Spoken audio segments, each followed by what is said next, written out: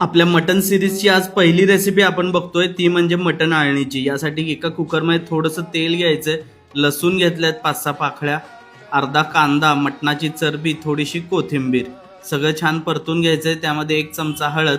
आता इथे एक लक्षात घ्यायचंय की कोणतेच फ्लेवर्स खूप जास्त प्रमाणात घालायचे नाहीत। तुम्ही बघितलं असेल मी लसूण पण साधारण 5 ते 6 पाकळ्याच घातल्यात, जेणेकरून मटणाचा फ्लेवर उठून येईल आणि बाकीचे फ्लेवर्स त्याला ओव्हरपॉवर करणार नाहीत। मटण छान परतून घ्यायचंय, नंतर इथे मीठ ऍड करायचं। मीठ खडे मीठच वापरायचंय, त्याच्याने टेस्ट जबरदस्त येते। आणि पाणी ऍड करताना पाणी हे गरमच असलं पाहिजे, थंड पाणी अजिबात घालू नका। एकदा उकळी आली की कुकरला 2 3 4 5 तुमच्या आवडीप्रमाणे, तुमच्या मटणाच्या क्वालिटीप्रमाणे शिट्ट्या घ्या आणि जबरदस्त असं आपलं मटण आळणी रेडी।